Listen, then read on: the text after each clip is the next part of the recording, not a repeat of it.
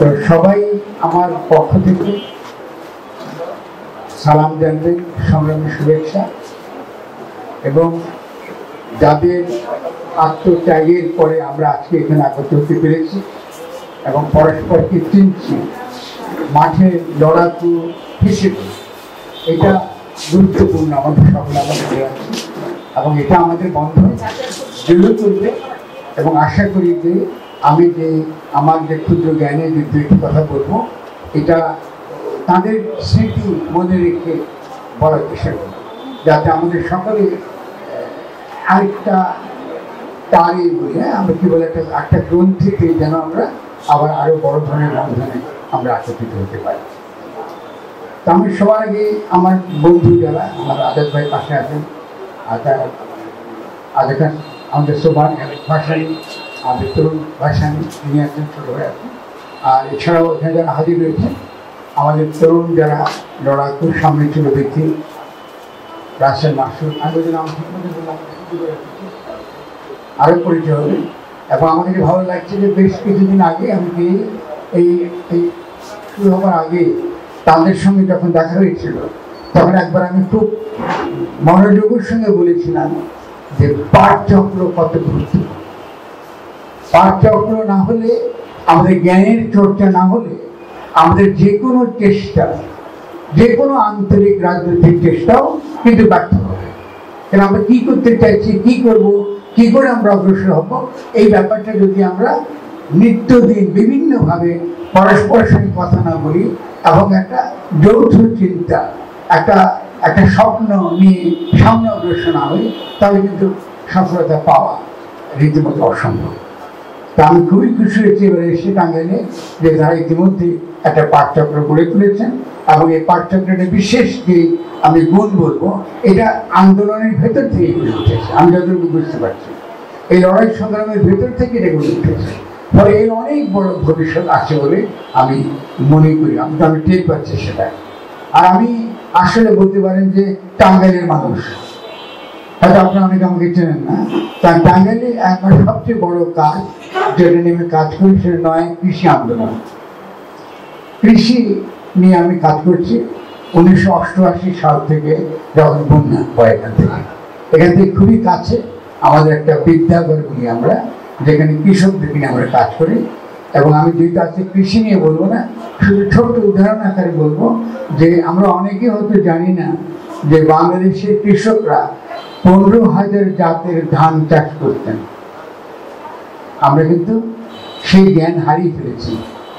আমাদের যে প্রজ্ঞা, আমাদের পূর্বপুরুষের যে জ্ঞান চর্চা, সেই জ্ঞান চর্চার ভিত্তি আমরা কিন্তু হারিয়ে ফেলেছি। হারিয়ে ফেলার ফলে এই যে হারিয়ে ফেলা আর ফিরে না আসা, এটাই কিন্তু কলোনিয়ালিজম যেটা আমরা বলি। উপনিবেশ কিন্তু এটাই করে। আপনার যে জ্ঞানের ভিত্তি, আপনার যে দার্শনিক ভিত্তি, আপনার যে নৈতিক ভিত্তি, এটা কিন্তু কলোনিয়ালিজম ধ্বংস করে দেয়, এটা উপনিবেশ ধ্বংস করে দেয়, সাম্রাজ্যবাদ ধ্বংস করে দেয়। তাহলে আপনাকে নতুন করে কিন্তু আবার গড়ে তুলতে হয়।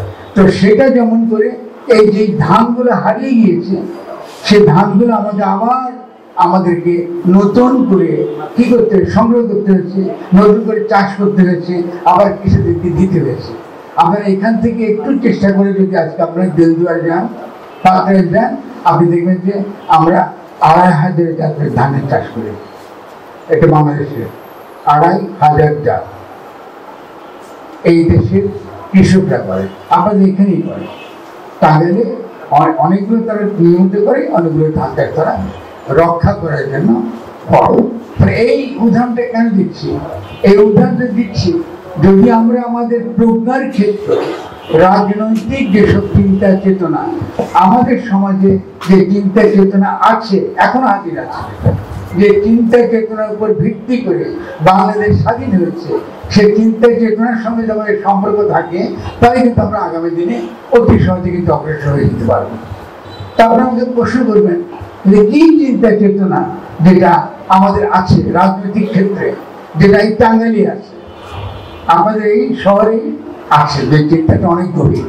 এই চিন্তাটা শুধু জাতীয় চিন্তা নয়, আজকে ল্যাটিন আমেরিকা বলুন, আফ্রিকা বলুন, এশিয়া বলুন, বিভিন্ন দেশে মজলুম জনগণ যে চিন্তাকে সামনে রেখে লড়াই করে, সেই চিন্তার মানুষটি কিন্তু আপনাদের এখানে আছে। আপনারা তার দিকে কখনো ফিরে তাকান নেই। আমি কি নাম বলবো? বলতে হবে বাংলা ভাষা। আজকে আমি গণ অভ্যুত্থান নিয়ে কথা বলতে বসছি। এটা তো এই টাঙ্গাইলের গণ অভ্যুত্থান নিয়ে কথা বলা ধৃষ্টতা। টাঙ্গাইলের গণ অভ্যুত্থান নিয়ে কথা বলার ধৃষ্টতা। গণ অভ্যুত্থানের যিনি মহারাজ, যিনি সারা দুনিয়াকে গণ অভ্যুত্থান কি এটা শিখিয়েছেন, তিনি মাওলানা আব্দুল হামিদ খান ভাসানী। শুধু এখানে না, তিনি আসামে শিখিয়েছেন, তিনি ভারতবর্ষে শিখিয়েছেন। একই চিন্তা আপনি ল্যাটিন আমেরিকায় যান, ওখানেও মাওলানা ভাসানী আছেন। একই চিন্তা আমি যখন আফ্রিকাতে গেছি, সেখানেও মাওলানা ভাসানী আছেন। যে গণ অভ্যুত্থান আজকের যুগে, এই যেটাকে আমরা বলি সাম্রাজ্যবাদ বলি, অনেকে কেউ বলি নিউ লিবারেল অর্ডার বলি, ঠিক আছে না, অনেকে বলি ভূরাজনৈতিক প্রতিদ্বন্দ্বিতা, যেই নামে আপনি বলেন না কেন, গণ অভ্যুত্থান যেখানে জনগণ হচ্ছে মূল শক্তি, জনগণ তার নিজের অভিপ্রায়কে বাস্তবায়িত করবার জন্য যখন শহীদ হতে প্রস্তুত, তার নিজের অভিপ্রায়কে সে বাস্তবায়িত করতে চায়, সে অভিপ্রায়কে বাস্তবায়িত করতে জন্য সে শহীদ হতে প্রস্তুত, তার যে রাজনৈতিক তাৎপর্য, তার যে দার্শনিক তাৎপর্য, এটা অত্যন্ত করি, এটা বিশাল ব্যাপার। তাহলে আমি মাওলানা ভাসানীকে স্মরণ করে আমি দু একটা কথা বলবো, আপনারা একটু শুনবেন। যদি আমরা তাকে শুনতাম তাহলে আজকে বাংলাদেশের পরিস্থিতি এই জায়গায় কিন্তু পৌঁছতো না। আমরা অনেকে জানেন যে 1969 সালে যে গণ অভ্যুত্থান ঘটেছিল বাংলাদেশে, এই গণ অভ্যুত্থানে যিনি নেতা ছিলেন, তিনি ছিলেন মাওলানা ভাসানী।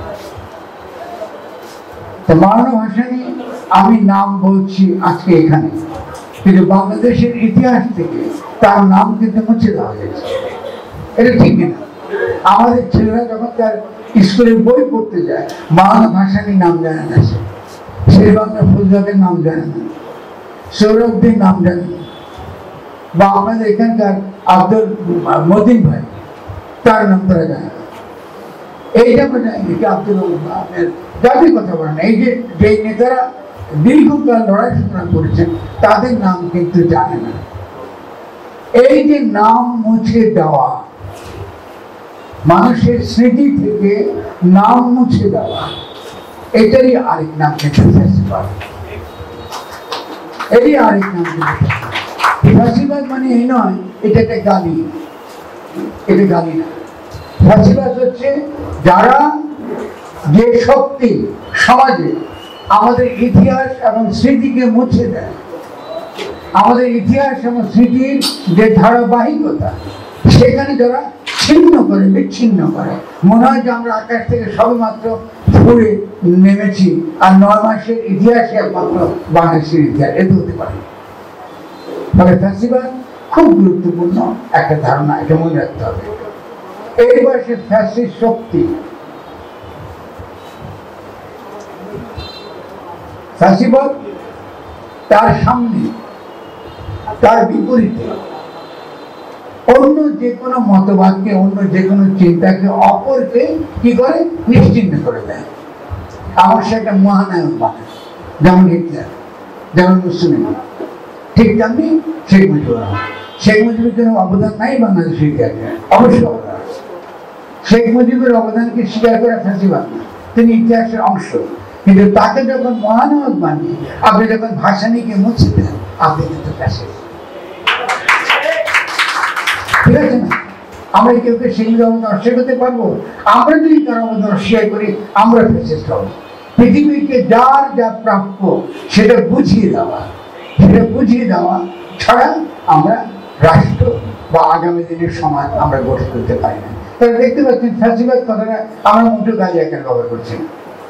এটা খুব গুরুত্বপূর্ণ একটা ব্যাপার। আর ফ্যাসিস্ট শক্তি হলো যে অপরকে, তার বিপরীত যে শক্তি, তাকে নিশ্চিহ্ন করবার জন্য যখন সে তার রাজনৈতিকভাবে নিজেকে গঠন করে, যেমন ছাত্রলীগ কি আওয়ামী লীগ, তাদের উদ্দেশ্য কি? তাদের উদ্দেশ্য হচ্ছে, যদি খুব ভালো করে খেয়াল করেন, তারা বলতেছেন যে 1972 সালের সংবিধানে ধর্ম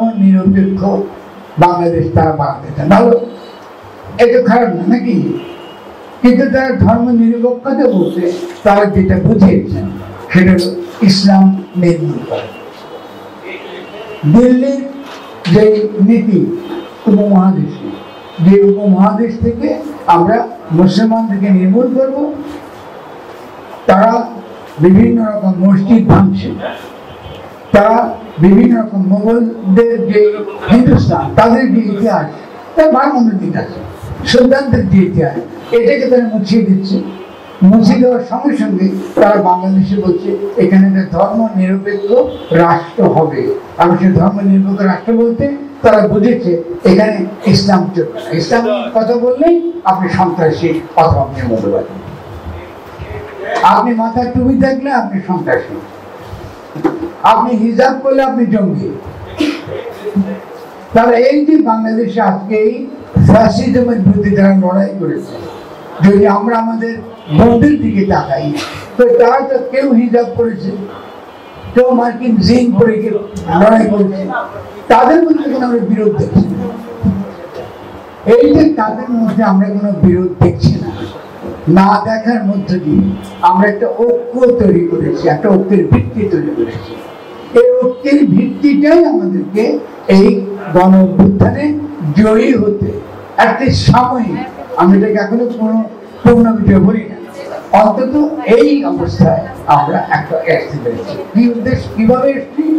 আমরা ঐক্যবদ্ধ হয়েছি, তার বিরুদ্ধে ঐক্যবদ্ধ হয়েছি, ঐক্যবদ্ধ হয়েছি ফ্যাসিস্ট শক্তির বিরুদ্ধে এবং ফ্যাসিস্ট রাষ্ট্রের বিরুদ্ধে। আমাদের একটা সংবিধান আছে, সেই সংবিধান অনুযায়ী একজন ব্যক্তি সকল সিদ্ধান্ত গ্রহণ করে। আপনাকে দেখেছেন এই যে সংবিধান, এটাকে পড়েছেন কেউ? এটা এই সংবিধানে অনুযায়ী সমস্ত ক্ষমতার মালিক একজন ব্যক্তি এবং তার নাম ছিল শেখ হাসিনা। এই শেখ হাসিনা কোথায়? দিল্লিতে। না, এখনো পলাই নেই, উনি দিল্লিতে আছেন। তিনি কি দিল্লিতে থাকতে পারেন? তার স্ট্যাটাস কি? তিনি কি শক্তিতে দিল্লিতে আছেন? তার পাসপোর্টটা ঠিক নাই, তার তো লাল পাসপোর্ট আর নাই, আছে কি? তো তিনি দিল্লিতে কি জন্য আসছেন? ভেবেছেন? আচ্ছা, আপনারা যথেষ্ট ভাবেন নাই, কারণ দিল্লি কিন্তু বলতেছে বাংলাদেশ নাকি যুদ্ধ করবে। আপনারা করবেন যুদ্ধ ভারতের সঙ্গে, কিন্তু এটা ভারত কেন বলছে? কারণ তারা আপনার বিরুদ্ধে যুদ্ধ করবে। 2 নম্বর হল শেখ হাসিনা দাবি করছেন তিনি এখনো বাংলাদেশের প্রধানমন্ত্রী। আপনারা একমত? ঠিক, আমি বলছি তিনি এখন আপনাদের প্রধানমন্ত্রী। আইনত, আইনের দিক থেকে তিনি এখন আপনাদের প্রধানমন্ত্রী। আপনারা কি সংবিধান বাতিল করেছেন? তাই শেখ হাসিনা যে প্রেসিডেন্টকে নিয়োগ দিয়ে গিয়েছে, আপনারা কি তাকে সরিয়েছেন? আপনারা কেন বলতেছেন তিনি প্রধানমন্ত্রী না? এতে কোনো যুক্তি নেই। এই যে আপনাদেরকে চোখে ধুলো দিচ্ছে ক্রমাগত, তিনি যে সকল সেনা প্রধানদেরকে নিয়োগ দিয়েছেন তারা কি কেউ সরেছেন? তারা কিসের বলতেছেন যে তিনি এখনো বাংলাদেশের প্রধানমন্ত্রী না? আইনত কাগজে কলমে তিনি বাংলাদেশের প্রধানমন্ত্রী। আপনারা চুপ থাকবেন না, এটা ভয়ঙ্কর বিষয়। কেন ভয়ঙ্কর? যতক্ষণ আপনারা এই যে গঠনতন্ত্র বা তথাকথিত সংবিধান, আইন, রাজনীতি এই ব্যাপারগুলো পরিষ্কার বুঝবেন না, ততদিন আপনাদেরকে বিভিন্নভাবে প্রতারণা করা হবে। ফলে আইনের নামে আপনাদেরকে প্রতারণা করা হয়েছে। আইনটা কি? তারা বলছে যে যদি আমরা একটা গণ অভ্যুত্থানের পরে যদি রাষ্ট্র চালাতে হয় আমাদের একটা আইন লাগে। সেই আইন কি? যে আইন শেখ হাসিনা রেখে গেছে যে সংবিধান, ওটা থাকতে হবে। এটা কি সত্য? তাহলে আপনাদের মেনে নিচ্ছে সত্য না? আমাদের আন্দোলন বন্ধ করে দিয়েছে, আমাদের মাঠ থেকে চলে গেছে, আবার কি করে মাঠে আসবে? তারা তো ভালো একটা খেলা খেলেছে আপনাদের সামনে, তারা তো আপনাদেরকে খুব ভালোভাবে চোখে ধুলা দিতে পেরেছে, আপনি তো এটা বুঝতে পারেন নাই। তাহলে কি করা উচিত ছিল? যখন সামরিক শাসকরা যখন ক্ষমতা দখল করে তারা কি করে?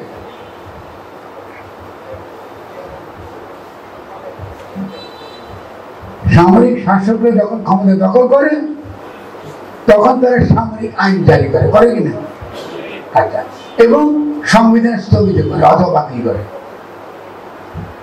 তো সামরিক আইনের সময় আপনি সংবিধান বাতিল করতে পারেন, আপনি সামরিক ফরমান দিয়ে রাষ্ট্র চালাতে পারেন, আর গণঅভ্যুত্থানের পরে আপনার সংবিধান লাগে। এটা কোনো কথা হলো?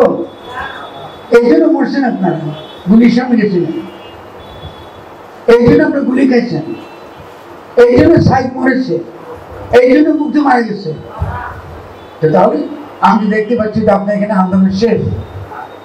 আপনারা যে আন্দোলন করলেন সে আন্দোলনটা আপনারা খুব সুন্দর করে পুরস্কার হিসেবে চুপ্পুর হাতে তুলে দিয়েছেন এবং তার সেনানায়কদের হাতে তুলে দিয়েছেন। এখন বলেন কি করবো আমি, কি করবো না? তাহলে আমাদের ভেরি গুড, আমরা আন্দোলনটা আর কত মরবেন, আর কত জীবন দেবেন? যথেষ্ট কি জীবন দেওয়া হয় নাই? তাহলে প্রথমত আপনাদেরকে পরিষ্কার মাথায় স্বচ্ছ থাকতে হবে কিভাবে আইন, উকিল এবং সামরিক শাসকরা আমাদেরকে বিভ্রান্ত করে উকিলি তত্ত্ব দ্বারা। এখন সেই বিভ্রান্তি থেকে মুক্ত হতে হলে আমাদের কি কি বিষয়গুলো ভালো করে বুঝতে হবে, এটা আমরা দু একটা কথা বলবো, এরপর আমরা প্রশ্ন নেব, তারপর আমরা প্রশ্ন উত্তর দেবো। আস্তে আস্তে আপনি একটু লিখিতভাবে দেবেন প্রশ্ন, তাহলে উত্তর দিতে সুবিধা।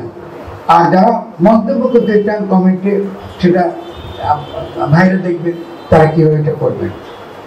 প্রথমত সবার আগে আমাদেরকে যেটা আমি তরুণ ভাইদের বিশেষভাবে বলছি, যে প্রথমে আমাদেরকে যেটা বুঝতে হবে সেটা হলো রাষ্ট্র এবং সরকার এক নয়। রাষ্ট্র এবং সরকার এক নয়। আমরা গণ অভ্যুত্থান করার পরে গণ অভ্যুত্থানের মধ্য দিয়ে যেটা প্রতিষ্ঠা করতে চেয়েছি সেটা হলো জনগণের অভিপ্রায়। শব্দটা বাংলায় কঠিন, সংস্কৃত শব্দ অভিপ্রায়, ইংরেজি হলো উইল। জনগণের অভিপ্রায়, জনগণের অভিপ্রায়টা আমরা কায়েম করবার জন্য জীবন দিয়েছি, ঠিক না? খুব সহজ ব্যাপার।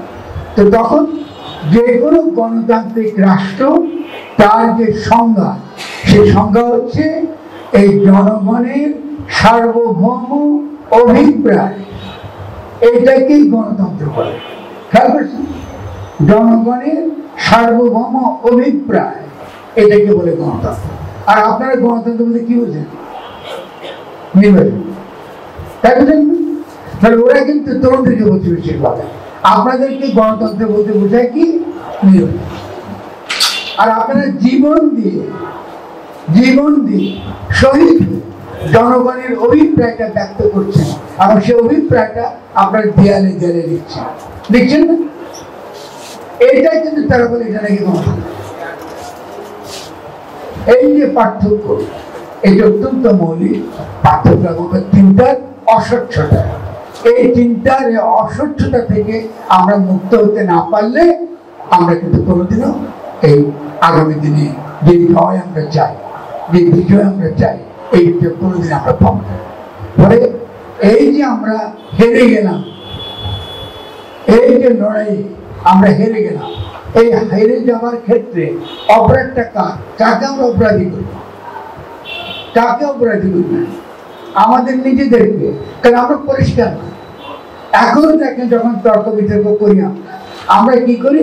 আমরা সরকার নিয়ে কথা বলি, ঠিক না? ওই উপদেশটা ঠিক হয় নাই, ওই উপদেশটা এই কথা বলছে।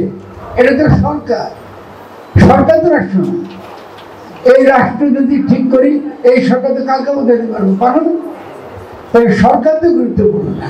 তবে আপনাকে বিভ্রান্ত করে কি তারা?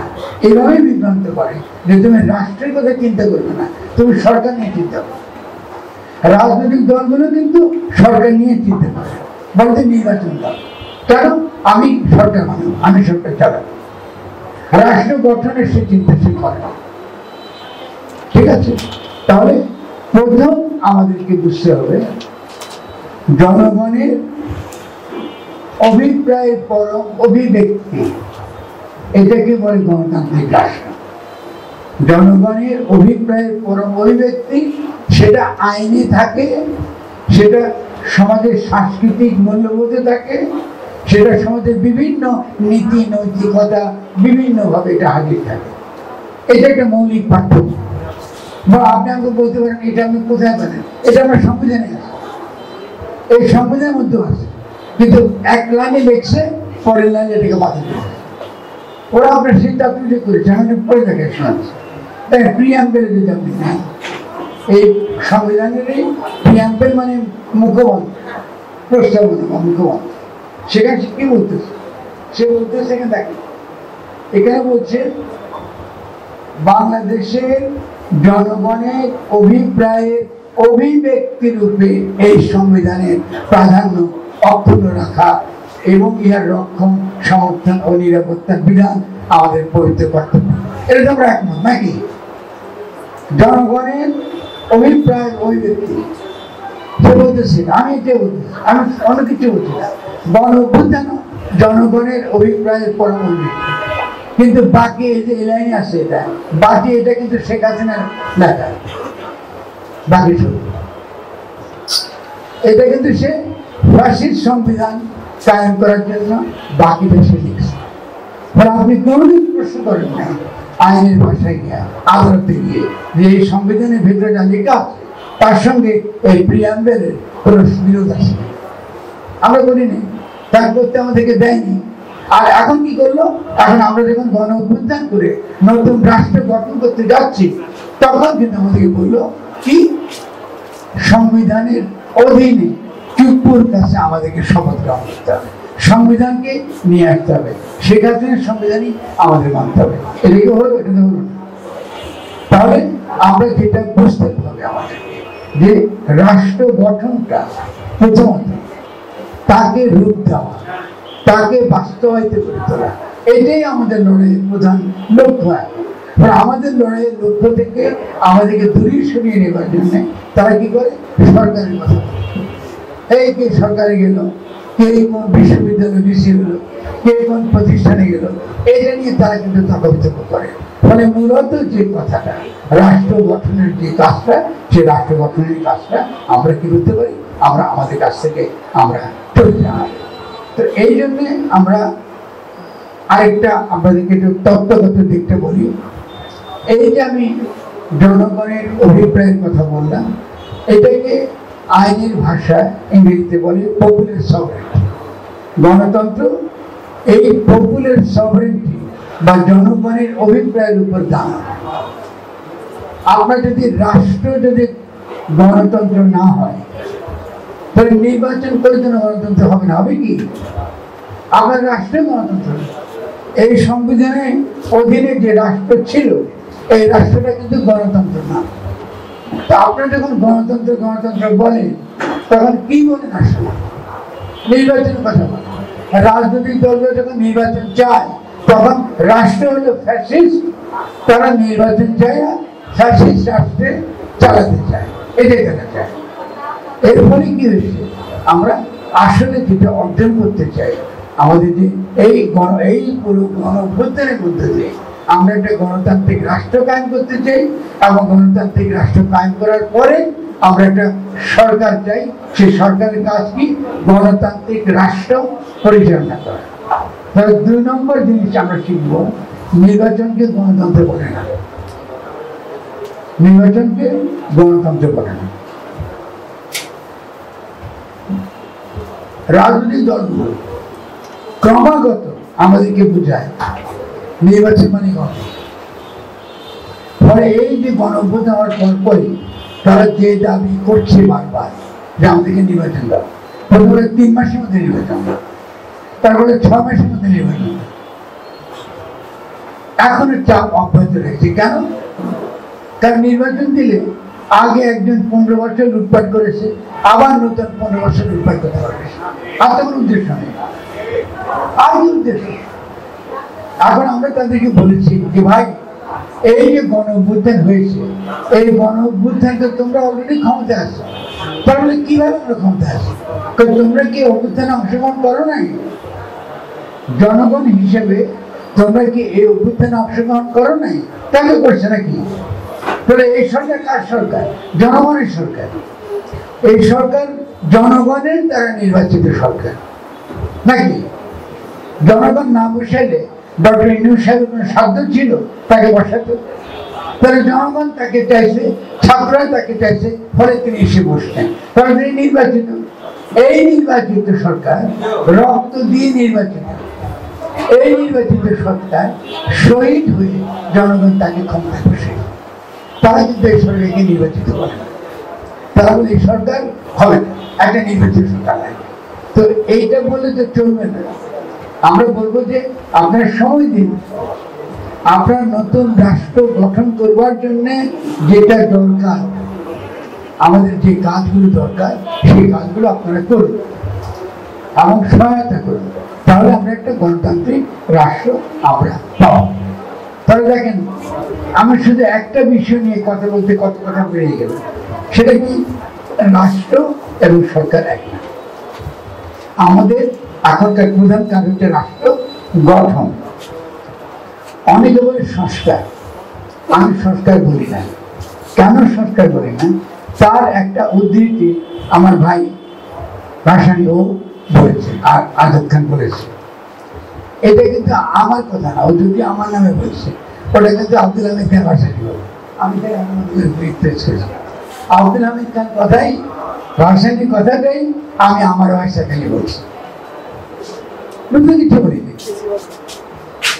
তিনি যখন বাংলাদেশের সংবিধান প্রণীত হচ্ছিল, মাওলানা ভাসানী প্রথম বলেছিলেন, যাদেরকে আমরা পাকিস্তানের সংবিধান প্রণয়ন করবার জন্য পাঠিয়েছি, পাকিস্তানের সংবিধান প্রণয়ন করার জন্য পাঠিয়েছি, এলএফওর অধীনে লিগ্যাল ফ্রেম অফ অর্ডার, এলে কে বানাইছে? ইআই খান বানাইছে।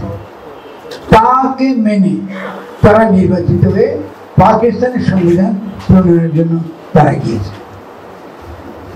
বাংলাদেশ স্বাধীন হওয়ার পরে তাদেরকে কোনো অধিকার ছিল আবার বাংলাদেশের সংবিধান লিখবার? কোনো অধিকার ছিল কি? তাহলে কি করে অধিকার ছিল? স্বাধীন বাংলাদেশে নতুন করে গণপরিষদ নির্বাচন করা, যাতে একটা নতুন সংবিধান বাংলাদেশের জনগণ, স্বাধীন জনগণ লিখতে পারে। এটা তো নিয়ম, এটা তো ঠিক হতো, কিন্তু তারা এটা করেনি। তাহলে এই সংবিধানটা, এটা পাকিস্তানি সংবিধান নাকি? এত বছর এই সংবিধান আপনারা সহ্য করেছেন, কেন করেছে? বিশ্বকর না? কেন বিশ্বকর? তার কাকে সংবিধান বলে, কাকে রাষ্ট্র বলে, কাকে গঠন বলে, এই সম্পর্কে আমাদের ধারণা অস্পষ্ট।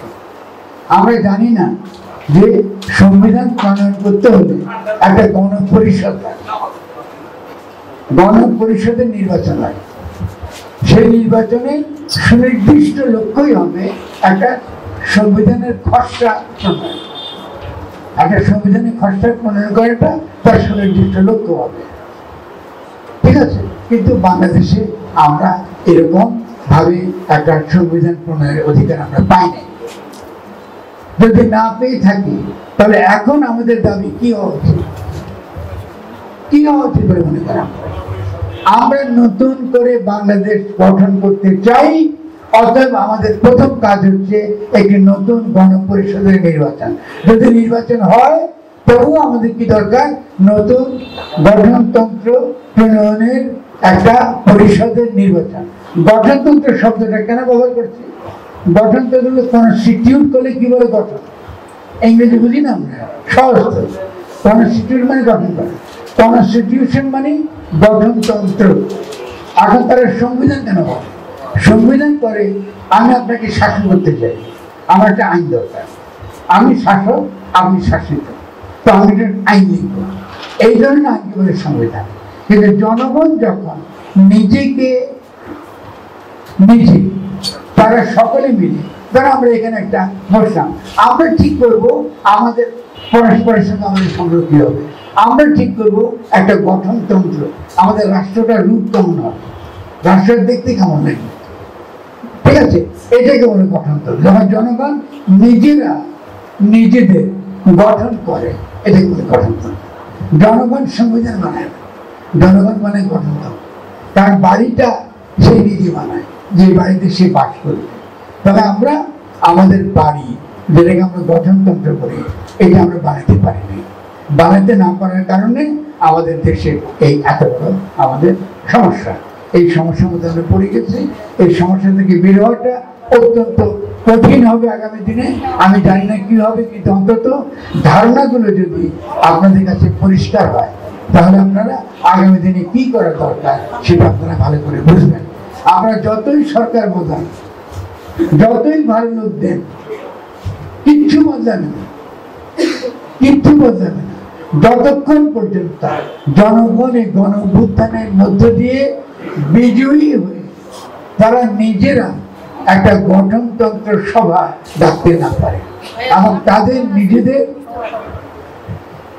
প্রধান রাষ্ট্রপ্রধান নাম দেন, যেই নামে দেন না, তাদের দ্বারা নির্বাচিত ব্যক্তিকে তারা ক্ষমতায় বসাতে পারে। এই যে আমি বারবার বলতেছি যে যারা এখন আছেন, যারা ক্ষমতা আছেন, তারা বৈধ নয়। তারা বাংলাদেশের সংবিধানের মধ্যে অন্তর্বর্তী সরকার বলে কোন সরকার নেই, এটার মধ্যে পাবেন না। অন্তর্বর্তী সরকারের কিছু নেই। তারা তারা কিসের ভিত্তিতে আছে? তাদের কোনো আইনি ভিত্তি নেই। তারা যে ভিত্তিতে আছেন সেটা একমাত্র যেহেতু সেনাবাহিনীর সেনানায়করা এটাকে সমর্থন করছেন, তারা দুই দিকে হাত দিয়ে রাখছেন। একদিকে ডক্টর ইউনূস, অন্যদিকে সেনাবাহিনী, দুই দিকে হাত দিয়ে আছে। একদিকে ডক্টর ইউনূস আর অন্যদিকে সেনাবাহিনী। তাহলে এইরকম একটা ক্ষমতা কিন্তু আপনাদের ওখানে আছে। এই ক্ষমতাটার বিপদটা কি? যে কোনো মুহূর্তে প্রেসিডেন্ট কিন্তু ডক্টর ইউনূসকে বরখাস্ত করতে পারে। ক্ষমতাটা যদি সেনাবাহিনী চায়, সেনাবাহিনী চাইছে না কেন? চাইছে না যেহেতু আপনারা এখনো মাঠে। আমরা কতদিন মাঠে থাকি? আমাকে বলে কতদিন মাঠে থাকি? আপনারা তো বেশি মাঠে থাকতে পারবেন না। আপনারা যখন বাড়ি ফিরে যাবেন, পুরো আন্দোলন যখন থেকেই যাবে, আপনারা দেখবেন যে এত গণ অভ্যুত্থানের পরে আপনি যেটা পাইছেন এটা একটা সামরিক সরকার। এটাই বলে। এবং ইতিমধ্যে অনেক পণ্ডিত ব্যক্তি বিদেশি তারা বলছে যে বাংলাদেশে একটা রেজিম চেঞ্জ হয়েছে, তাদের ভাষায় সরকার পরিবর্তন হয়েছে এবং মার্কিন যুক্তরাষ্ট্রের নেতৃত্বে এটা হয়েছে এবং মার্কিন যুক্তরাষ্ট্র সেনাবাহিনী একটা মিলিটারি কু করেছে আমাদের বিদেশের মধ্যে। আমি বলি আপনারা কি বিশ্বাস করেন? করেন না? যারা ক্ষমতা আছে তারা সকলে কিন্তু শেখ হাসিনা দ্বারা নিয়োজিত। আমরা যারা আছে, আপনি আমরা পাবেন কোথায়? বাড়ি থেকে সব তো তারাই। তাহলে সেনাবাহিনী তারা, আমরা তারা, আর আপনি বসে বসে টাঙ্গালি চামচম খেতে থাকেন। জি পাচ্ছেন না? বা আপনার ভাই খুব খুশি হচ্ছে, খুবই খুশি হচ্ছে। তারা আমাদের সামনে, আমাদের লড়াই অনেক বড় লড়াই।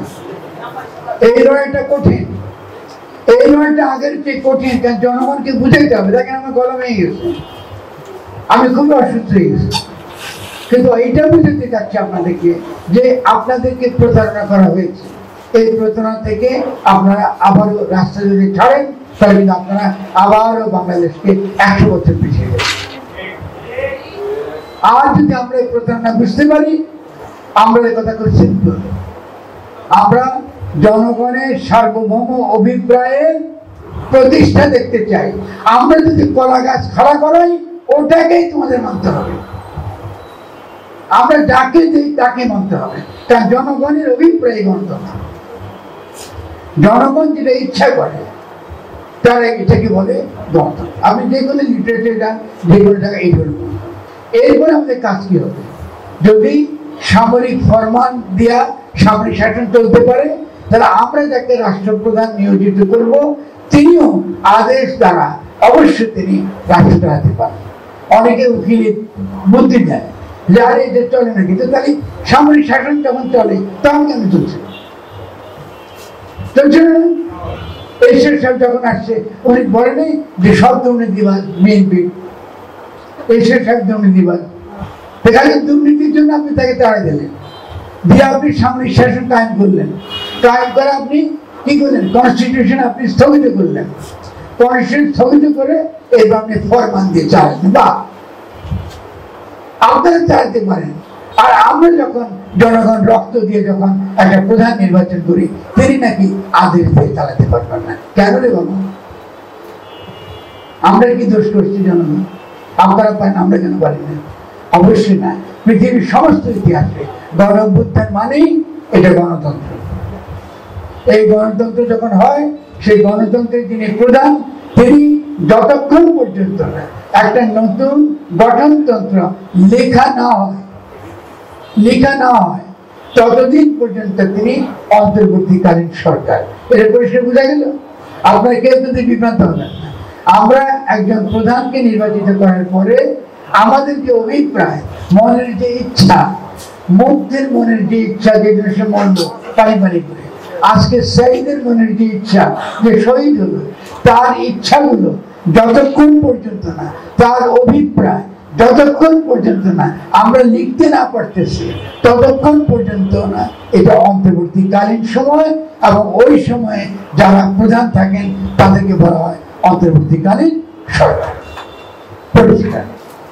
যতক্ষণ পর্যন্ত গঠনতন্ত্র প্রণয়ন করা হচ্ছে না, তাহলে আমাদের কাজ হলো রাষ্ট্র গঠন আগে। রাষ্ট্র গঠনটা প্রধান। সরকার থাকবে কেন? আমাদের দৈনন্দিন কাজ চালাতে হবে। কোনো মিনিস্ট্রি কাজে বন্ধ রাখা যাবে, যাবে কি? এটা সরকারি কাজ, তো চলো, অসুবিধা নেই। কিন্তু এটা আমাদের সেকেন্ডারি কাজ। আমাদের প্রথম কাজ রাষ্ট্র গঠন। খেয়াল করেন, তারা কিন্তু সরকারকে এখন যুক্তি দিচ্ছে, সরকারের মনোযোগ দিচ্ছে, আর কোথাকে ইগনোর করছে। আসল কথাটা আমাদেরকে ভুলে গেছে। আসল কথাটা আপনার দয়া করে ভুলবেন না। এবার তাহলে আমি এটা পরিষ্কার, এবার তাহলে আমি আপনাদেরকে এখন আরো কিছু সংকট, যেটাকে আমরা বলবো প্রশাসনিক সরকারের সংকট এবং চ্যালেঞ্জ, এটা নিয়ে কিছু কথা বলি। কেমন? আমরা মানে রাষ্ট্র গঠন করা আমাদের প্রথম কাজ, এটা আমাদের প্রথম কর্তব্য। কিন্তু সরকার পরিচালনার ক্ষেত্রে যে চ্যালেঞ্জগুলো, যে বিপদগুলো আমাদের সামনে হাজির, এটাকে আমরা তো উপেক্ষা করতে পারি না। পারি কি? পারবো না। আমাদের টাঙ্গাইল শহরে তো একজন প্রশাসক লাগবে, লাগবে না? এখানে তো একটা আইন শৃঙ্খলা রাখতে হবে কিনা? হবে। তাহলে জনগণ, সাধারণ মানুষ যেটা চায় সবার আগে, রাষ্ট্র সে বুঝে দিতে, কিন্তু দৈনন্দিন জীবনে সে কি চায়? সে চায় জুট ঝামেলা চায়, সে নিরাপত্তা চায়, সে স্বাভাবিক জীবনে ফিরে যেতে চায়। তাহলে আমাদের প্রথম একটা চ্যালেঞ্জ, 1 নম্বর চ্যালেঞ্জ হলো সরকার ব্যবস্থার দিক থেকে হলো কি? জনশৃঙ্খলা আমাদেরকে রাখা, যেন কোনো রকম বিশৃঙ্খলা এখানে না হয়, যেন কেউ কারো জমি দখল করতে না পারে এই সুযোগে, কেউ কারো কি অফিস দখল করতে না পারে, কেউ আওয়ামী লীগের বাড়ি দখল করতে না পারে। আগে আওয়ামী লীগ অন্যদের বাড়ি দখল করতো, এখন আরেক দল গিয়ে তাদের বাড়ি দখল করতে হচ্ছে না? এটা হচ্ছে তো। তাহলে এইগুলো যেন কোনোভাবে দখল করা না যায়, যেন তারা করতে না পারে। আমাদের মূল ফোকাসটা থাকবে আমরা কোনোভাবে পাবলিক অর্ডার মানে জনশৃঙ্খলাকে ব্যাহত হতে দেব না, নষ্ট হতে দেব না। এটার ক্ষেত্রে সকলকে অংশগ্রহণ করতে হবে, কারণ এটা কিন্তু গণ অভ্যুত্থান, জনগণই এটা করে, জনগণই পাহারা দেয়। পৃথিবীর ইতিহাসে অনেক গণ অভ্যুত্থান হয়েছে এবং দেখা গেছে জনগণই পাহারা দিয়েছে, কিচ্ছু বিশৃঙ্খলা হয় না। এখানে বাংলাদেশের ক্ষেত্রে এটা কঠিন। কেন কঠিন আমি এটা বলছি।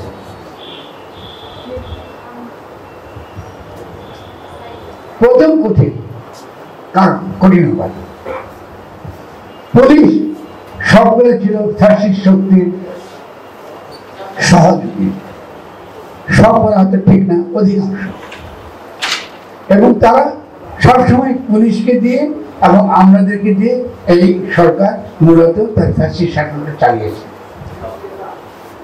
গণ অভ্যুত্থান হওয়ার পরে পুলিশরা অধিকাংশই থানা ছেড়ে চলে গেছে, ফলে জনশৃঙ্খলার ক্ষেত্রে একটা বড় ধরনের সংকট দেখা দিয়েছে। তাহলে এটা কি করে আমরা সমাধান করব, এটা মীমাংসার পথ কি, এটা আপনাদেরকে ভাবতে হবে। আমি তরুণদেরকে, বিশেষত যারা নেতৃত্ব দিচ্ছি আজকে গণ অভ্যুত্থানে, তাদেরকে বলবো যে আমাদের এখনকার যে মূল কাজগুলো রাষ্ট্র গঠনের পাশাপাশি কেমন এই জনশৃঙ্খলা একটা গুরুত্বপূর্ণ চ্যালেঞ্জ, এটা মনে রাখতে হবে। এটা কি করে মোকাবেলা করব, এটা পুলিশের উপর নির্ভর করে থাকলে চলছে না। যিনি ডিসি আছেন, আমি যতদূর শুনেছি টাঙ্গাইলে ডিসি এখন আসছেন কি? ওকে, তাহলে তাদের মধ্যে মেলা পরিবর্তন হচ্ছে। প্রথম কাজ হবে তাকেও যেই আসো সে কিন্তু আওয়ামী লীগের লোকই হবে নাকি? আমি পাবেন কোথায়? এখন তারাই হবে।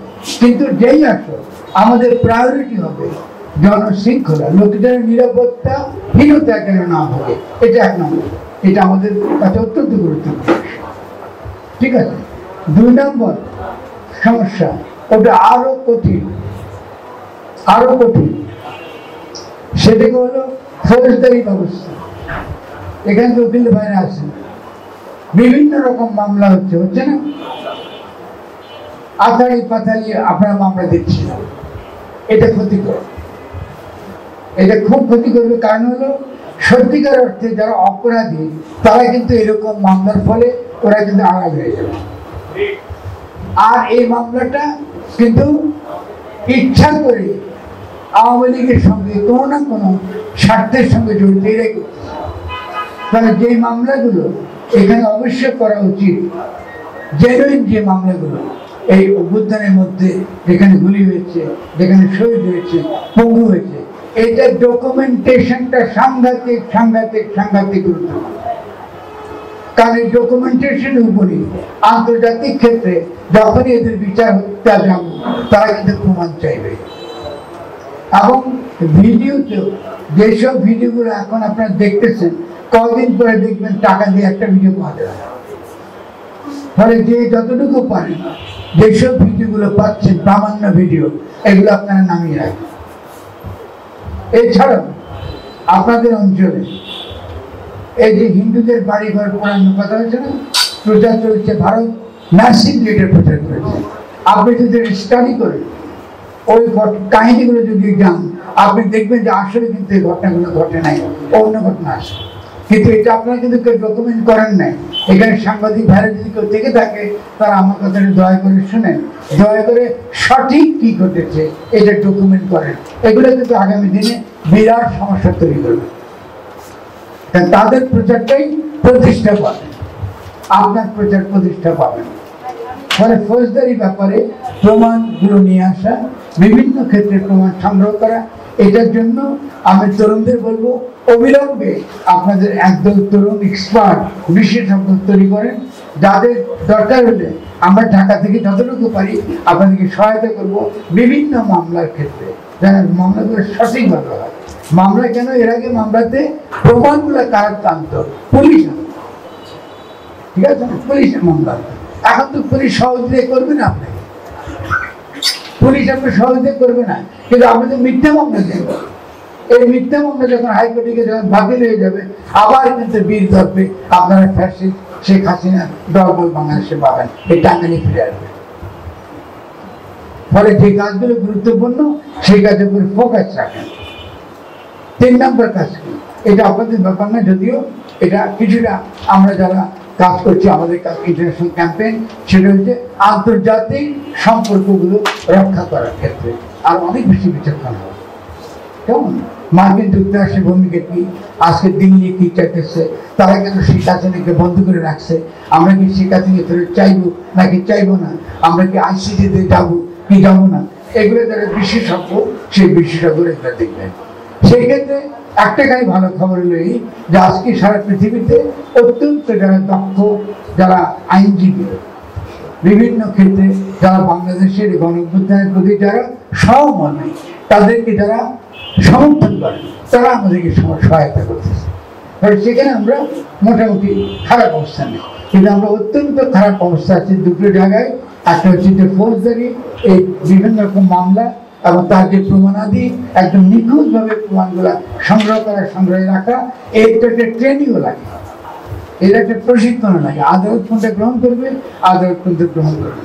আপনাদের এখানে অবশ্যই ভালো ভালো আইনজীবী আছে, তারা অবশ্যই আমি মনে করি এক্ষেত্রে আমাদেরকে সহায়তা করবে। তাহলে তিনটা বিষয় হলো সরকারের দিক থেকে। আবার সরকারের আমরা বলছি না, একটা হলো রাষ্ট্র গঠন আর আরেকটা হলো সরকার। এই দুটাকে আপনাদের আলাদা করতে হবে, আলাদা করে আমাদেরকে ইমিডিয়েটলি এই কাজটা মধ্যে আপনাদের দিতে হবে, ঠিক আছে না? এখন আমি যেটা আপনাদের করবো সেটা হলো, আর আমি 5টা মিনিট সময় নেব, যে আমি বলছি যে আগামী দিনে যদি আমরা নতুন গঠনতন্ত্র প্রণয়ন করতে চাই,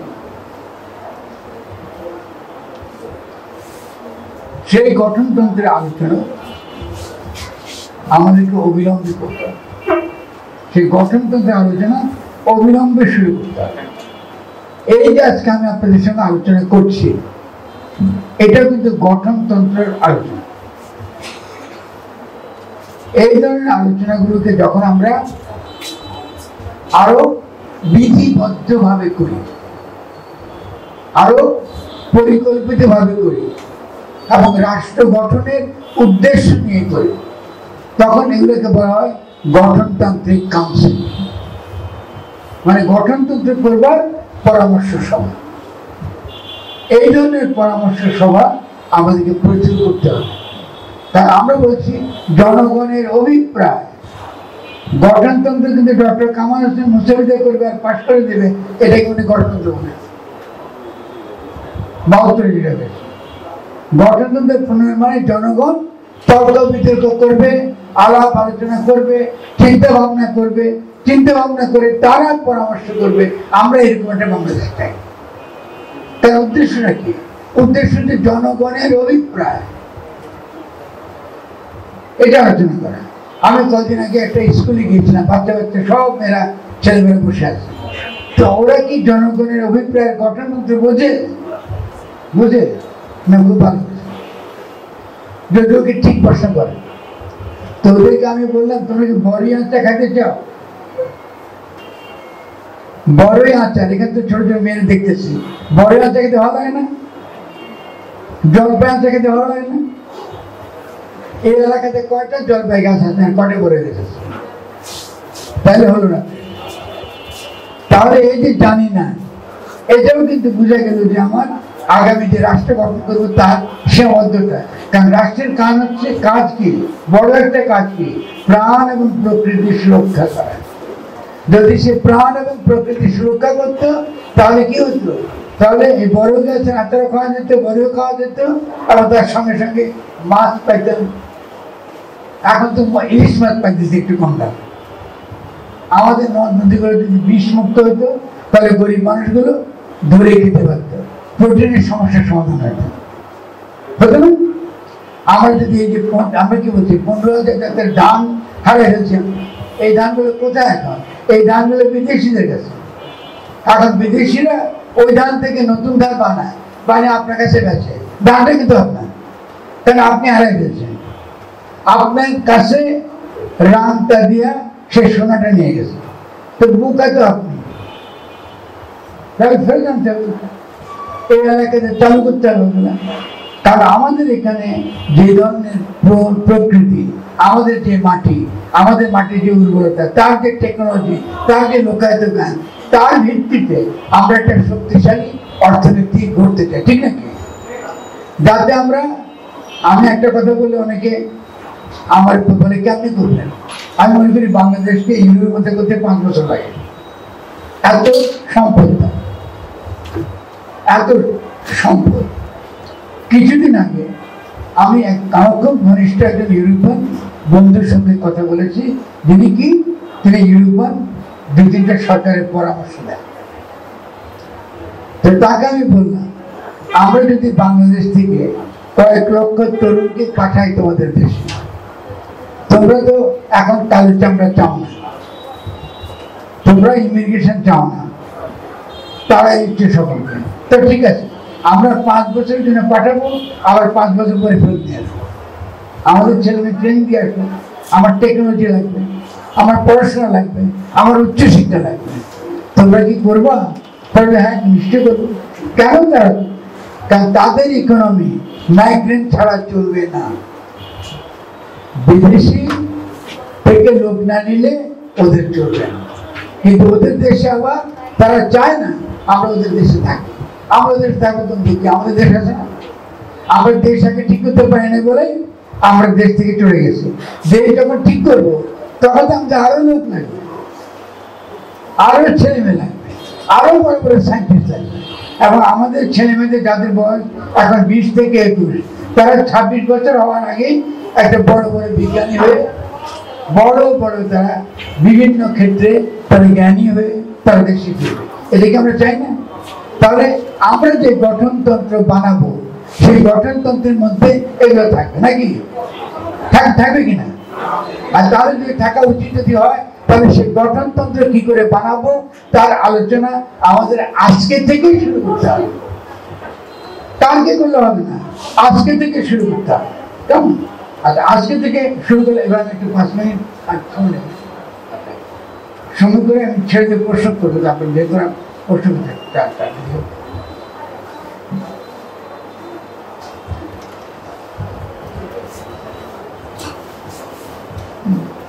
তাহলে আজকে থেকে যদি আমি শুরু করি, তাহলে আমরা কি ধরনের আমাদের সংবিধানে কি থাকতে পারে বা কি থাকবে না, এটা আমরা অবিলম্বে আমরা আলোচনা করব। তো আমি ভাষানিক পাঠচক্রকে অনুরোধ করব, এই ধরনের পাঠচক্র, এই কি ধরনের আমাদের গঠনতন্ত্র হতে পারে তার গঠনতান্ত্রিক রূপরেখা ছাড়া অভিজ্ঞতা কি, আমরা কি চাই সেই কি আমি কাজের ফলে ওদের ফলে শিক্ষায় করিনি। আচ্ছা ঠিক আছে, আমরা তাহলে সেই গঠনতন্ত্রটা আমরা কিরকম হবে সে সম্পর্কে আমাদের বিভিন্ন পাঠচক্রে আমাদেরকে আলোচনা করতে হবে। ঠিক আছে, আমি তাদের ছোট ছোট উদাহরণ দিই। এই ধরনের গঠনতন্ত্র 16 পাতা বেশি হয় না, এত মোটা হয় না। আমি এটা মানলে আপনার মাথা ভেঙে দিল, এত মোটা হয় না, 16 পাতা হয়। কি করে হয়? খুব ছোট ভাবে আমরা লিখি। সেটা কিরকম যে আমাদের সঙ্গে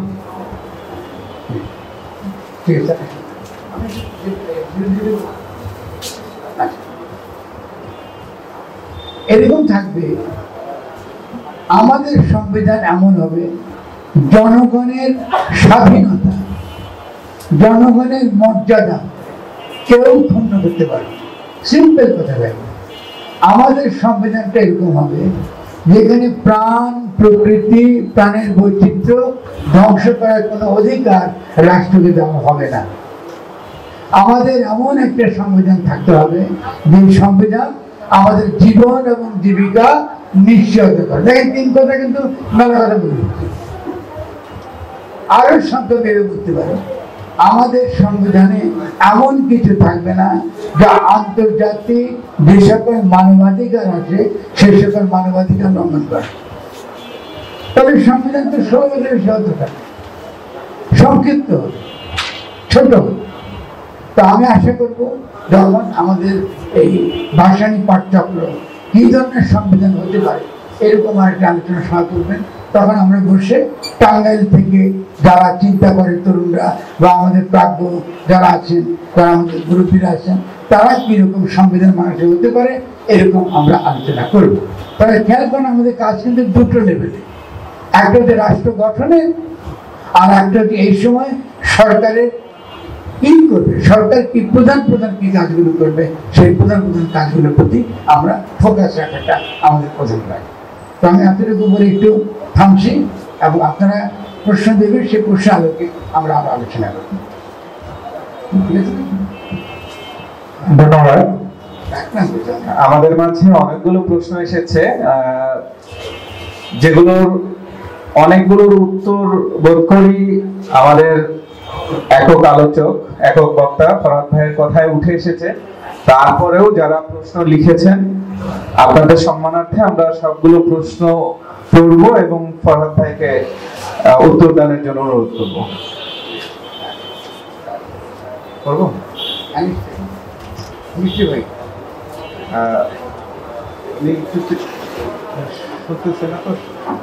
আচ্ছা, আমাদের মাঝে অনেক গুণীজনই আছেন, আমরা হয়তো সবার নাম বলতে পারছি না, এই জন্য দুঃখিত। কিন্তু আপনারা ধৈর্য ধরে এই বক্তব্য শুনছেন এবং আপনারা যে প্রশ্নগুলো পাঠিয়েছেন, আমরা আপনাদের এই প্রশ্নগুলো এক এক করে আমরা উত্তর জানার জন্য আমরা ফরহাদ ভাইয়ের কাছে দেব।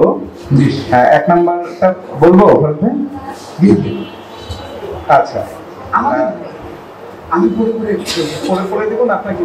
আচ্ছা বলেন। এক নাম্বার প্রশ্নটি হচ্ছে, সংবিধান যেহেতু স্থগিত হয়নি বা বাতিল হয়নি প্রকৃতপক্ষে, ব্র্যাকেটে লেখা, তাহলে এই গণঅভ্যুত্থানকে সফল বলতে পারি? প্রশ্ন, বর্তমান সংবিধান সংস্কারের মাধ্যমে অভ্যুত্থানের অভিপ্রায় বাস্তবায়ন করা যাবে না। কথাগুলো অলরেডি চলে এসেছে, তারপরে ফরহাদ ভাই বলুন। আচ্ছা, প্রথম করে এটা যখন আমরা কিন্তু গণ অভ্যুত্থান কিন্তু জয় লাভ করেছি, শব্দটা হলো বিজয়ী গণ অভ্যুত্থান। গণ অভ্যুত্থানে জয় লাভ করতে পারেনি, গণ অভ্যুত্থান হয়েছে কিন্তু জয় লাভ হয়নি। ফলে এখনকার কাজ হচ্ছে জয় লাভের দিকে নিয়ে যাওয়া বা তাকে পূর্ণ করে তোলা। যেই তাকে ঘাটতি, সেই ঘাটতিটা আমাদের কাটিয়ে তুলতে হবে। আচ্ছা, বর্তমান সংবিধান সংস্কারের মাধ্যমে অভ্যুত্থানের অভিপ্রায় না, আমি এটা যেটা এটাকে উল্লেখ করেছি আপনাদেরকে, আমরা স্বাধীন জনগোষ্ঠী হিসেবে নতুন গঠনতন্ত্র প্রণয়ন করাটা এটা আমাদের অধিকার। আমাদেরকে এটা করা দেয় নাই, আওয়ামী লীগ সরকার এটা আমাদেরকে 72 সালে করতে দেয় নাই, এটা ভুলে যাবেন না। ফলে ফ্যাসিস্ট সংবিধান সংস্কার করা আমাদের দরকার, এটাকে ফেলে দিতে হবে, এটাকে রাখা যাবে না। এই জন্য খেয়াল করছেন, আমি একবারে কিন্তু সংস্কার কথাটা বলি নাই। যারা সংস্কারের কথাটা বলেন তারা কিন্তু ফ্যাসিস্ট সংবিধানটা রেখে দেওয়ার কথাই বলেন। ফলে এটা অন্তত আপনারা দয়া করে এইখানে আপোষ করবেন না। যদি তারা কিছু রাখতে চায়, আমি তো পড়ে শুনেছি প্রিয়াম্বেলের ওইলাইন থাকতে পারে, আর বাকিটা ফেলাইতে হবে। প্রিয়াম্বেলে যেখানে স্বীকার করে যে জনগণের অভিপ্রায়ের পরম অভিব্যক্তি, এটাই সংবিধান, ফাইন, অসুবিধা নেই। আমরা তো একই কথা বলছি, আমাদের সংবিধানের বাড়ি কিছু বলছি না। তো তুমি লেখা বাকি যা লিখছে তার বিরুদ্ধে বলো না, ঠিক আছে? নেক্সট প্রশ্ন হচ্ছে, একটি সরকার ও তার মন্ত্রী পরিষদ পালিয়ে গেলে সেই দলের রাজনৈতিক মর্যাদা কি হয়? পালানো রাজনৈতিক দল স্বনামে রাজনীতি করতে পারবে কিনা?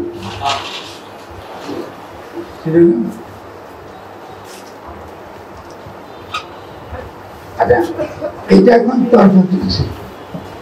আমি জামাতে ইসলামের এখনকার যে অবস্থান, যে তারা ক্ষমা করে দিচ্ছে, প্রতিহিংসা তারা করতে চান না, এটাকে সঠিক নীতি বলে মনে করি। দুই কারণে সঠিক মনে করি। একটা হচ্ছে ইসলামের দিক থেকে, ইসলাম প্রতিহিংসা রাজনীতি করে না, প্রথম। দুই নম্বরে হলো নীতি নৈতিকতা এবং সমাজের ক্ষত নিরাময় করবার জন্য প্রতিহিংসা কখনোই ভালো পথ নয়। ফলে প্রতিহিংসার পথ আমাদেরকে ত্যাগ করতে হবে। কিন্তু আমার অত্যন্ত প্রিয় ভাই জামাতের যিনি আমি, তার সঙ্গে আমি একটা জায়গায় একটুখানি আমার দ্বিমত আছে। হয়তো তিনি কথাটা পরিষ্কার বলতে পারেননি, অর্থাৎ তিনি নিশ্চয়ই আগামী দিন পরিষ্কার করে বলবেন। সেটা হলো ন্যায় বিচার কায়েম করতে হবে। আপনি ক্ষমা করতে পারেন, কিন্তু ন্যায় বিচার আপনাকে প্রতিষ্ঠা করতে হবে। ন্যায় বিচার প্রতিষ্ঠা করবার অনেকগুলো নিয়ম আছে আন্তর্জাতিকভাবে। একটা নিয়ম আমাদের নেলসন ম্যান্ডেলার কাছে আমরা শুনেছি, তিনি বলছেন কি, এবং রিকনসিলিয়েশন, যে আমার সত্যটা জানতে হবে। তুমি আমাকে হত্যা করেছো বা জামাতের নেতাদেরকে তুমি ফাঁসিতে ঝুলিয়েছ, কিন্তু আমি সত্যটা জানতে চাই, সত্যটা জানতে চাই। ক্ষমা করে দিব, প্রতিহিংসা করবো না, কিন্তু সত্য আমাকে জানতে দিতে হবে। তাহলে সত্য জানার ক্ষেত্রে আমি মনে করি যে এই ক্ষেত্রে তাকে দৃঢ় হতে হবে। তো এই ক্ষেত্রে তার সঙ্গে এবং আরো অনেকের সঙ্গে আমার একটা কথা হয়েছে, আমি আপনাদেরকে মনে করে দিচ্ছি, এটা একটা তারা বিবেচনা করবেন আশা করি। শুধু জামাতের কথা বলছি না, সকলের কথা বলছি। সেটাকে আমরা বলি রিকনসিলিয়েশন এবং রিকনস্ট্রাকশন। একটা পথে আমাদের যেতে হবে।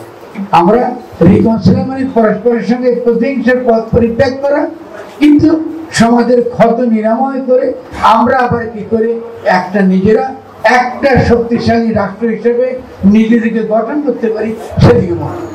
ঠিক আছে না? ধন্যবাদ। আমাদের অনেক প্রশ্ন জমে গেছে, তবু অনেক ছোট হবে বিষয়।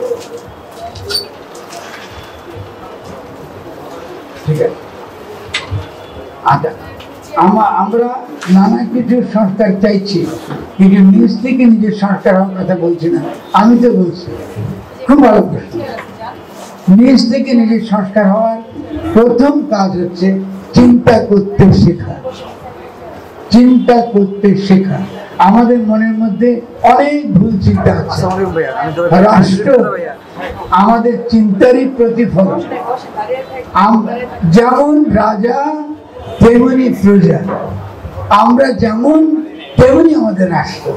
আমরা যদি চিন্তা করতে না পারি, রাষ্ট্র কিন্তু খারাপ হবে। ফলে নিজেকে বাঁচাতে হবে। কেমন নিজেদের সংস্কারের জন্য আমাদের তরুণদের জন্য আপনার কি উপদেশ? এই পাঠচক্রে যোগদান করেন। আমি পালের প্রতি সপ্তাহে যোগদান করেন, বই পড়েন, আলোচনা করেন। পাঠচক্র ছাড়া সহজ কোনো পথ নেই। ঠিক আছে না? আচ্ছা, ঠিক আছে। শ্যামন্তী বলছে খুব সুন্দর প্রশ্ন।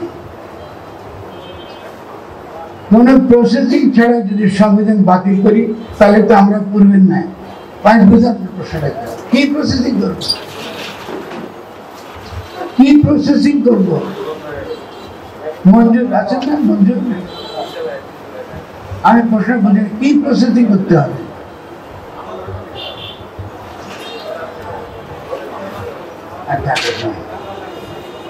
খালেদা জিয়া ও তারেক রহমানকে মুক্তি দেওয়ার ক্ষমতার অপব্যবহার করছেন কিনা? আচ্ছা,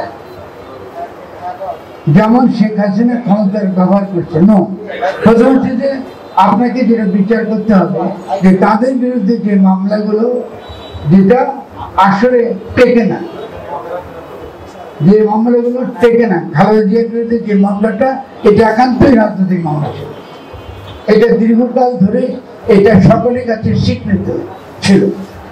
প্রচুর রাজনৈতিক কর্মী জেলে গেছে মিথ্যা মামলা। এই গণ অভ্যুত্থানের মধ্য দিয়ে অবশ্যই তাদের মুক্ত হওয়ার অধিকার রয়েছে, কারণ তারা এই আন্দোলনে তাদের অবদান রয়েছে। আর বেগম খালেদা জিয়ার একটা অবদান আছে, তিনি এই সরকারের অধীনে নির্বাচনে না গিয়ে এই সরকারকে তিনি কোনো বৈধতা দেন নাই। ফলে আমি দেখি না এই পর্যন্ত এই সরকার অন্যায়ভাবে এমন কিছু করেছে যাতে আমরা ক্ষমতার অপব্যবহার করতে পারি। কিন্তু ক্ষমতার অপব্যবহার সম্পর্কে আপনি সচেতন, এটা আমি খুশি হলাম।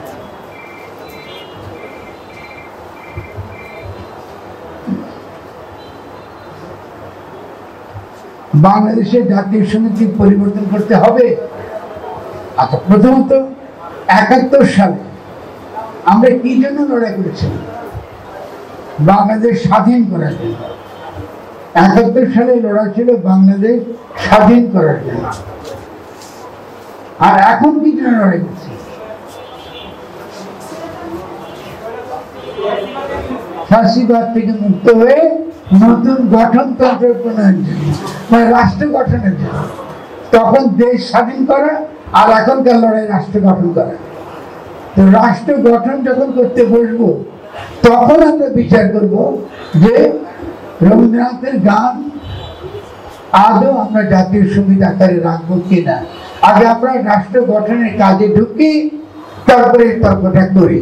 কিন্তু রাষ্ট্র গঠনের কাজে না ঢুকে যদি আমরা এই রবীন্দ্রনাথ সঙ্গীতকে আমরা বাতিল করার কথা বলি, অনেকে বলছেন এটা ক্ষতি হবে। কেন ক্ষতি হবে বলি, সমাজের মধ্যে যে দ্বন্দ্বটা তৈরি হবে, এই দ্বন্দ্বটা আমরা যে নতুন ভাবে নিজেকে গঠন করতে চাচ্ছি এটা কিন্তু হবে না, সেখানে বাধা তৈরি হবে। 2 নাম্বার যুক্তি দিচ্ছি, যারা ইসলামের দিক থেকে কথা বলেন, অনেকে বলছেন না ইসলামের দিক থেকে কথা বলেন, তারা কথার না কি বলেন, এটার মধ্যে আমি কোনো দোষ দেখছি না, কিন্তু তারা ভুলে যাচ্ছেন রবীন্দ্রনাথ একত্ববাদী ছিলেন, উনি ব্রাহ্ম ছিলেন। রবীন্দ্রনাথ একত্ববাদী ছিলেন, তিনি ব্রাহ্ম ছিলেন, ঠিক আছে। উনি পৌত্তলিকতা পক্ষে ছিলেন, উনি নিরাকারের উপাসনার পক্ষে ছিলেন। যদি তাকে আপনি এবং তিনি যে যোগ্যা করতেন, সেই যোগ্যা ছিল পারস্য যোগ্যা, ইরানিয়ান যোগ্যা, ইসলামী যোগ্যা। ওনার নাম যদি মুসলমান হতো তো ওনাকে আপনারা রুমি বলতেন। তো এই রবীন্দ্রনাথকে আমরা বাদ দিতে চান, আমি জানি না। 2 নম্বরটা হলো যে রবীন্দ্রনাথ হলো বৃহত্তর যে বাংলা, বড় বাংলা, আরো যারা বাংলা ভাষায় কথা বলে তাদের সঙ্গে আমাদের আত্মিক সম্পর্ক রক্ষা করার একটা পথ। বাংলা যদি আজকে, ঢাকা যদি শক্তিশালী হয়, আশেপাশের বহু রাজ্য আমাদের প্রতি আকৃষ্ট হবে। সবার আগে আকৃষ্ট হবে পশ্চিমবাংলার বাঙালিরা। আজকে পশ্চিমবাংলার বাঙালিদের সঙ্গে যদি আমরা একটা আত্মার বন্ধন রাখতে চাই, খেয়াল করবেন মমতা ব্যানার্জি এই আন্দোলন শুরু হওয়ার পরে উনি টের পেয়ে একটা কথা বলেছিলেন যে যদি কেউ আমার দরজায় এসে ঠক ঠক করে আমি তাকে কিন্তু দরজা খুলে দেব। ভাইরা, আমার ছোট ছোট ভাই, তরুণ ভাইরা, যদি এই গণঅভ্যুত্থান ব্যর্থ হতো তোমরা কোথায় যেতে আমাকে বলো না, আমাদের সীমান্তের পাশে চলে যেতে। একটা মহিলা দাঁড়িয়ে বলছে পশ্চিমবঙ্গের লোক, ওরা বাংলা ভাষায় কথা বলে, ওরা আমার ভাষায় কথা বলে, আমি ওদেরকে জায়গা দিব। ওরা তো আমাদের 71 জায়গা দিয়েছে।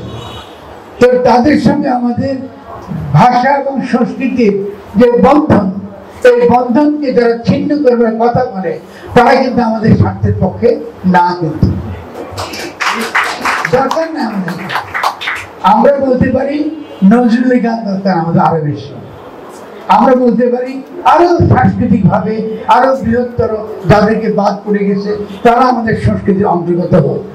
একটা ইতিহাসের একটা গুরুত্বপূর্ণ ঘটনা যেটা আমাদের স্মৃতির সঙ্গে জড়িত, যা আমাদেরকে একসময় রবীন্দ্রনাথের গান গাইতে দেওয়া হয় নাই, এই স্মৃতিটা মনে রাখার জন্য আমি বলবো বিনয়ের সঙ্গে আপনারা বিবেচনা করবেন। এটা আবেগের বিষয় না, এটা জাস্ট আমি মুসলমান তাহলে রবীন্দ্রনাথকে আমরা বাদ দেবো, এটা খুব খারাপ, এটা সুন্দর না, আমাদের ভাবমূর্তি খুব খারাপ হয়ে যাবে। হ্যাঁ,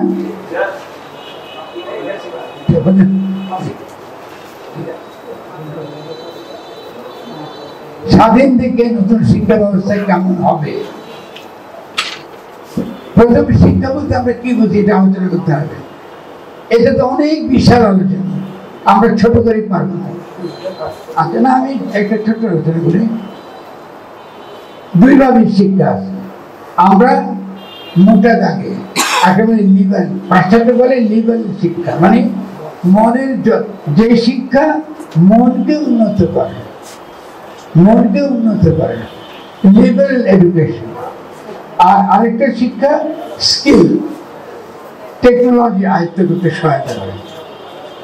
আমি ইঞ্জিনিয়ার হতে পারি, আমি ডাক্তার হতে পারি, কেমন? এখন আমাদের দেখা যাচ্ছে আমাদের 2টা শিক্ষাই দরকার। মনের যত্ন করে যে শিক্ষা,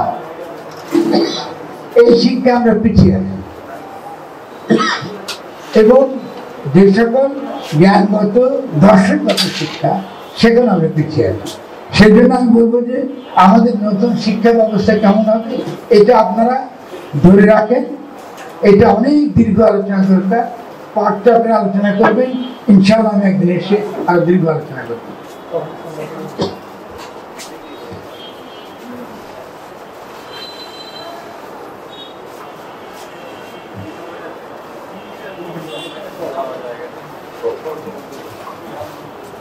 ভাই আমাকে বেছে বেছে ওই প্রসঙ্গ দিচ্ছেন যেটা আমার জন্য ভালো। হয়তো অনেকে প্রশ্ন করছে, এটা আমার আগের আলোচনায় এসে গেছে, তাই হয়তো ভাইটা আমরা আলোচনা করছি না। বাংলাদেশের রিজার্ভের অবস্থা উন্নতিকরণে কি কি সাজেশন জনগণের জন্য দেওয়া যায়? পাচারকৃত বিলিয়ন টাকা। আচ্ছা, আমি এখন দেখেন, আমি কিন্তু এতক্ষণ যে আলোচনা করছি আপনি কিন্তু সরে গেছেন। মূল আলোচনা করতে হবে এখন রাষ্ট্র কি করে গঠন করবে। একটা জিনিস খেয়াল করেন, এত বড় বন্যা গেছে, বিদেশ থেকে কোনো সহায়তা আমরা পাইনি, পাইছি কিছু না। আচ্ছা, যারা বাইরে থেকে চাঁদা নিচ্ছেন, আজকে সুন্না ফাউন্ডেশন একটা বিজ্ঞাপন দেখলাম, বলছে ভাই আর টাকা পাঠায় না, যথেষ্ট টাকা দিচ্ছে। তাহলে আবারও এই গণঅভ্যুত্থানের মধ্য দিয়ে আমরা যেমন আমাদের শক্তি দেখিয়েছি বন্যা মোকাবেলার ক্ষেত্রে, ত্রাণের ক্ষেত্রে আমরা যে ঐক্য দেখিয়েছি, এটা অভূতপূর্ব, আমাদেরকে গর্ব করাতে। এবং বাইরে থেকে রেমিটেন্স আমাদের বাড়ছে এবং আমরা ইনশাল্লাহ অর্থনৈতিকভাবে বড় কোনো সংকটে পড়ব না। যারা এই প্রচার করে পড়ব, যদি আপনার জনশৃঙ্খলা রাখতে না পারেন আবার উল্টে পাল্টে মামলা করেন, বিশৃঙ্খলা তৈরি করেন, এটা যদি আমরা ঠেকাতে পারি আমরা বড় কোনো অর্থনৈতিক সংকটে পড়ব, বড় কোনো খাদ্য সংকটে পড়ব না। বিদেশে কোনো সরকার, এটা মনে রাখবেন, বিদেশের কোনো সরকার আমাদের পক্ষে নেই। কেন না জানেন? কারণ আপনার একটা গণঅভ্যুত্থান করছে, জনগণ যাচ্ছে, তারা বুঝছে এদেরকে আগের মতো পারবা, আগের মতো শাসন এবং শোষণ করা যাবে।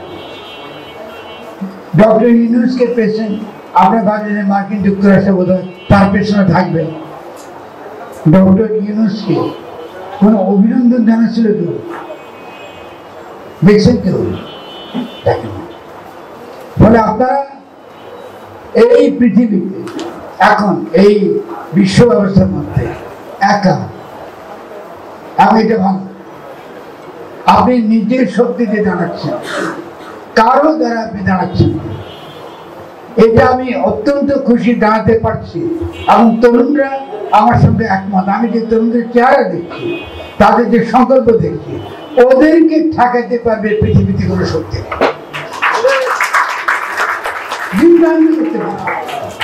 বিভ্রান্ত করতে পারবে, হ্যাঁ মানি আমি, কারণ তাদের অনেক কিছু বুঝতে আমার সময় নেই, কিন্তু ঠেকাতে পারবে এটা সম্ভব না। যে ঘটনা ঘটে গেছে, যে গণঅভ্যুত্থান আমরা ঘটিয়েছি, এটা সারা পৃথিবীকে কাঁপিয়ে দিয়েছে। নিজেদের সম্পর্কে অহংকার করা ভালো না, কিন্তু আমি তো বয়স হয়েছে, আমি কিন্তু অহংকারী হতে চাই। আমাদের ছেলেমেয়েরা এটা করছে, মরবার আগে দেখিয়েছে, বিশাল কাজ হয়েছে এবং আরো বড় কাজ হবে। আজকে বাংলাদেশের জনগণের প্রতি, তরুণদের প্রতি, এই আজকে সকালবেলা দক্ষিণ কোরিয়া থেকে ফোন পেয়েছে, সেখানকার ইয়াংরা তাকিয়ে আছে, বলতে আমাদেরকে আরো বলো, কি করে বলো, ইয়াংরা কি পড়ে ঘটনা ঘটে দিল। তাহলে তরুণদের বলবো, তোমরা বিশাল কাজ করেছো, কারো প্রতি তাকাবার কোনো দরকার নেই। এখন দরকার নিজেরা পড়াশোনা করা, নিজেরা বুঝা এবং নিজেরা নিজেদের দেশ ঠিক করা, কারোর দিকে টাকার দরকার। এবং তোমরা কয়েক কাজ করো, যথেষ্ট পরিমাণ তোমাদের শক্তি আছে সামনে এগিয়ে নিয়ে যাওয়ার জন্য। কেউ তোমাদেরকে পিছিয়ে টেনে ধরতে পারবে না। যারা এখনো মনে করে ক্ষমতায় গিয়ে যে তারা বোধহয় থামাই দিতে পারছে সবকিছু, না, এটা সম্ভব হবে না। ঠিক আছে? পাচার কিন্তু বিলিয়ন টাকা ফেরত আনার ব্যবস্থা কি হতে পারে? সবই টাকা ফেরত আসবে, একটা টাকাও কেউ খাইতে পারবে না, একটা টাকাও কেউ হজম করতে পারবে, এটা নিশ্চিত থাকবেন, ইম্পসিবল। এখন আপনি দেখেছেন ইতিমধ্যে যে এটা চলছে, সে পরিকল্পনা। জাতিবাদের যুগটা শেষ হয়ে গেছে, আমরা এখন আসছি রাজনৈতিক জনগোষ্ঠীর রাজনীতিতে। মানে আমরা যে যেটাই হই না কেন, বাংলাদেশ আমাদের একটা রাজনৈতিক পরিচয়, জাতির পরিচয়। আমি মুসলমান জাতি, ও বাঙালি জাতি, এই রাজনীতি হবে না, এই রাজনীতির বিরুদ্ধে। কিন্তু আমরা বাংলাদেশ, আমরা একটা রাজনৈতিক জনগোষ্ঠী, তার মধ্যে হিন্দু আছে, তার মধ্যে মুসলমান আছে, খ্রিস্টান আছে, আস্তিক আছে, নাস্তিক আছে, সকলে মিলে আমরা একটা জনগোষ্ঠী। এই জনগোষ্ঠীটা পলিটিক্যাল জনগোষ্ঠী, রাজনৈতিক। এই জনগোষ্ঠীটা রাজনৈতিক, এটার প্রমাণ কি করে পাইলাম? কারণ তারা ফ্যাসিস্ট শক্তির বিরুদ্ধে লড়াই করছে। তারাই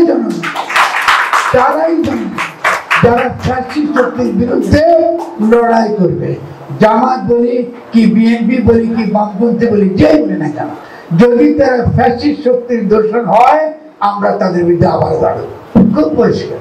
জনগণ বলতে যারা ফ্যাসিজম বিরোধী, ফ্যাসিস্ট শক্তি বিরোধী, আবার যারা শেখ হাসিনা টাইপের সরকার আনতে চায়, শেখ হাসিনা টাইপের শাসক আনতে চায়, আমরা তাদের বিরুদ্ধে লড়াই করবো। আর তো কোনো বিরোধী নেই।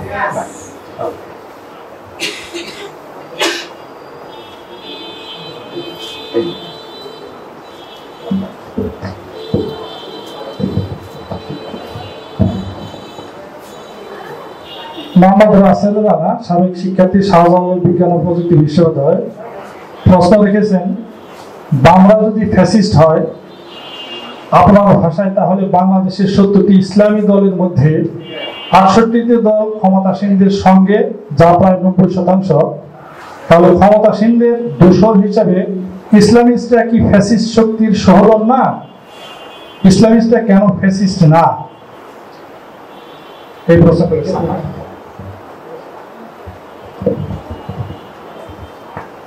আচ্ছা, বামরা যখন ফ্যাসিস্ট বলছি, বাম বলে কোনো ধারা নাই, বাম বলে কোনো রাজনীতি নাই। হয় মার্কস আছে অথবা লেনিন আছে। বাংলাদেশে বামরা কি মনে করে? এই সংবিধানকে তারা কোরআন শরীফ মনে করে, এই শেখ হাসিনার সংবিধানকে তারা কোরআন শরীফ মনে করে। এবং তারা যে সেকুলারিজমের কথা বলে, এই সেকুলারিজমের মূল উদ্দেশ্য হচ্ছে ইসলাম নির্মূল করা। রাষ্ট্র যদি গণতন্ত্র হয়, রাষ্ট্র মানে সেকুলার, গণতান্ত্রিক রাষ্ট্র মানে সেকুলার রাষ্ট্র। তারপরে যখন আপনি আবার বললেন এটা ধর্ম নিরপেক্ষ হইতে হবে, আপনি ইসলাম নির্মূল রাজনীতি করেন, যেটা আমরা দেখেছি বাংলাদেশে আওয়ামী লীগ করেছে। এই পর্যন্ত বামদের মধ্যে আমরা ইসলামের প্রতি কোনো সদয় আচরণ দেখিনি, ইসলামকে বোঝার চেষ্টা হয়নি। কার্ল মার্কস আমাদেরকে শিখিয়েছে, ধর্ম যদি বুঝতে হয় তাহলে প্রথম কাজ হচ্ছে ধর্মের পর্যালোচনা। ধর্মের মধ্যে মানুষ বিশ্বজগৎ সম্পর্কে, মানুষ দর্শন সম্পর্কে, চিন্তা সম্পর্কে যে তার উপলব্ধি, এটা ধর্মের মধ্যে আগে আসে। এই জন্য হেগেল বলছেন ধর্ম হলো দর্শনেরই আরেকটা রূপ। তফাৎটা হচ্ছে যে ধর্ম ধর্মীয় রূপে কথাটা বলে, আর দর্শন দর্শনের ভাষায় কথাটা বলে। তাহলে যারা মনে করে ইসলামে কোনো চিন্তা নাই, ইসলামে কোনো দর্শন নাই, এদিকে আপনারা বিশ্বাস করেন? গুড। তাহলে যদি করেন আপনারা কেউ বাম না, ঠিক না? আর যারা মনে করে আসলে ইসলামের মধ্যে কোনো নৈতিকতা নাই, কোনো দার্শনিক কথা নাই, কোনো ইউরোপিক চিন্তা নাই, তাহলে তো আমরা তাকে আপত্তি করবো। তো আমি এই লেখাটা, যেটা প্রশ্ন যেখান থেকে করেছেন, এটা আমি জাহাঙ্গীরনগরে একটা বক্তৃতায় বলেছি বলে অনেক বাম আমার উপর রাগ করেছেন। আমি কিন্তু বাম কথাটা ব্যবহার করি না। আপনি কি মার্কসকে অনুসারী করেন? আপনি কি লেনিনকে পছন্দ করেন? সুনির্দিষ্টভাবে বলবেন বাম বলে কিছু নেই, বাম বলে কিছু নেই, বাম মাত্রই এই জন্য আমি বলেছি বাংলাদেশে ফ্যাসিস্ট। কিন্তু যদি আপনি আমাকে আজকে মার্কসের অনুসারী হয়ে, যে আমি মার্কসের ছাত্র, ফরতে বুঝতে চাই আপনি কি মার্কস বিরোধী? অবশ্যই আমি নিজে মার্কসের ছাত্র। আমি যে কথাটা বলছি বাম, এটা মার্কসের জায়গা থেকে বলেছি। আচ্ছা, সেকেন্ড প্রশ্ন হচ্ছে কি বলছে ইসলামী। আচ্ছা, ক্ষমতাসীনদের দোষর হিসেবে ইসলামিস্টরা ফ্যাসিস্ট না কেন? অবশ্যই তারা ফ্যাসিস্ট। আমি নাম বলেন ইসলামিস্ট বলে তো এক কাতারে সরকারকে ঢুকালে হবে না। আপনি কোন ইসলামের কথা বলছেন এটা সুনির্দিষ্টভাবে বলেন। আমি যে বামদের ফ্যাসিস্ট বলেছি সুনির্দিষ্টভাবে বলেছি যে তারা কার্ল মার্কস পড়ে নাই, তারা কি বলে কমিউনিস্ট হিস্ট্রি পড়ে নাই, তারা লেনিন পড়ে নাই, এদেরকে আমি বাম বলছি। আপনি ইসলামী বলতে কাদের বলেন, আমি বলবো আমি এখন পাবো, অসুবিধা নেই। আমি যে ফ্যাসিস্ট ব্যাখ্যা করেছি, যারা মনে করে তাদের চিন্তাটাই অন্যের উপর তারা চাপিয়ে দেয়, সে মনে করে তার চিন্তাটাই সকলকে মেনে নিতে হবে, এটা ইসলামিক হোক কি সেকুলার হোক, এটা এটা পারবে না। প্রত্যেক মানুষের তার যে চিন্তার যে স্বাধীনতা, তার বিবেকের যে স্বাধীনতা, এটা কি করবেন আপনি চাপিয়ে দিতে পারবেন না। আমি ছোট্ট একটা প্রশ্ন করি, আপনারা চিন্তা করে ভেবে দেখেন, আল্লাহ কি কোরআন আগে আনছেন না মানুষ আগে আনছেন? মানুষের মধ্যে বিবেক দিয়েছেন, বুদ্ধি দিয়েছেন নাকি দেন নাই? বিবেক আছে, বুদ্ধি দিয়েছে, কল্পনা দিয়েছে, প্রেম দিয়েছে, ভালোবাসা দিয়েছে, দিছে না? আচ্ছা, তাহলে এই যে মানুষকে তিনি পাঠালেন দুনিয়াতে, তিনি বলেন যে মানুষকে পাঠাচ্ছি সে আল্লাহর খলিফা, বলছেন না? আল্লাহর খলিফা। এত বড় সম্মান যে ধর্ম দিয়েছে, এই ধর্মটা ফ্যাসিস্ট হতে পারে, এক নম্বর। দুই নম্বর, যারা মানুষের বিবেককে, মানুষের চিন্তা করার স্বাধীনতা, যে মানুষের মধ্যে যে রুহানি স্পিরিচুয়াল পাওয়ার আছে, চিন্তা করবার, যে চিন্তা করতে পারে বলে সে ফ্যাসিস্ট শেখ হাসিনাকে তাড়াই দিতে পারে বাংলাদেশ থেকে। এটা একটা রুহানি শক্তি, এটা শুধুমাত্র সেকুলার শক্তি না। তার যে ছেলেটা শহীদ হয়, তার নিজের জীবনকে বিলিয়ে দেয় তার স্বপ্নের জন্য, ওর চেয়ে বড় স্পিরিচুয়াল মানুষ কেউ হতে পারে না। যে ইসলাম এটাকে স্বীকার করে, যে ইসলাম এটাকে স্বীকার করে, তারা তো ফ্যাসিস্ট হতে পারে না। আর যারা এটাকে অস্বীকার করে, তাদের ব্যাখ্যা, তাদের ব্যাপারটা চাপিয়ে দেয়, ওরা অবশ্যই যে নামে হোক না, ঠিক আছে না? তারা যদি বলে যে এটা আমাদের ব্যাখ্যা, আমাদের এটা মানতে হবে, এটা হলো ইসলাম, আর কোনো ইসলাম নেই, তাহলে ডেফিনেটলি তারা ফ্যাসিস্ট। ফলে ফ্যাসিজম বলতে বোঝাচ্ছে যারা আমাদের প্রজ্ঞা, জ্ঞান, বিবেক, চিন্তা তাকে দাবাইয়ে দেয়, দাবাই দিয়ে ধর্মের নামে, আল্লাহর নামে, রসুলের নামে এমন একটা জিনিস চাপিয়ে দেয় যেটা ইসলাম বরদাস্ত করে। ইসলাম কি জাতিবাদ বরদাস্ত করে? করে কিনা বলেন তো? আমি মুসলিম জাতিবাদ পাই কোথায়? আমি কি করে বলি যে বাংলাদেশের সংখ্যাগরিষ্ঠ মানুষ যেহেতু মুসলমান, ফলে এখানে ইসলাম থাকতে হবে? এটা কোন জায়গা থেকে বলি? কোরআনে কোথায় লেখা আছে? লেখা আছে কোথায় লেখা নেই? তাহলে এটা তো অবশ্যই। তাহলে যে বোন বা যিনি প্রশ্ন করে রাসেল কি আমার কথা বুঝতে পেরেছি? ফলে ডেফিনেটলি প্রত্যেকটা মতাদর্শের মধ্যে ফ্যাসিজম থাকে, যদি সেই মতাদর্শ এটাকে মনে করে সে অন্যের উপর চাপাই দিতে পারে, এবং তারটাই সত্য আর সকলে অসত্য, আমি সত্য আর সকলে অসত্য, এই চিন্তা যার মধ্যে কাজ করে, যে কোনো ডায়ালগ করতে চায় না, যে কোনো আলোচনা করতে চায় না, যে বিশ্বাস করে আমার কোনো বিবেক নাই, আমি চিন্তা করতে অক্ষম, আল্লাহ আমাকে কোনো শক্তি দেয় নাই, ও অবশ্যই ফ্যাসিস্ট। এর মধ্যে ইসলামিস্টরা আছে, এর মধ্যে সেকুলাররা আছে, এর মধ্যে নানান কিসিমের নানান রকম মতাদর্শ আছে। তাহলে কাজটা হচ্ছে আলোচনা করা, আলোচনার দ্বার খোলা লাগে, ঠিক আছে? তুমি ইসলাম বলতে চাও, আমি শিখতে রাজি আছি। কোরআন পড়তে চাও, আমি শিখতে রাজি আছি, অসুবিধা কোথায়? ইসলামে তো অনেক দার্শনিকরা বলেন ইসলাম যে বিশ্বাস বলে কিছু না, আচ্ছা আত্মসমর্পণ, আমরা কি বলি গায়েবে আত্মসমর্পণ করতে হবে। তো যারা গায়েবে আত্মসমর্পণ না করে দাবি করে এটা বিশ্বাস, আর তার বিশ্বাস আমার উপর চাপিয়ে দেয়, ও অবশ্যই থাকে। তুমি আত্মসমর্পণ করো না, তুমি আত্মসমর্পণ করো না, কিন্তু তুমি বলো এটা বিশ্বাস, তোমার বিশ্বাস, তোমার বিশ্বাস তুমি আমার উপর চাপিয়ে দাও, তো এটা কি ফ্যাসিজম না? তোমার মধ্যে যে মুমিনের যে গুণ, সে গুণাবলী নাই, যার মধ্যে মুমিনের গুণাবলী আছে, ও তো প্রথমেই বলে বিসমিল্লাহির রহমানির রাহিম, দয়ায় পরিপূর্ণতার শরীর। তার মধ্যে দয়া আছে, যার মধ্যে দয়া নাই ও তো ফ্যাসিস্ট। তাহলে আমি কি বুঝতে পারছি?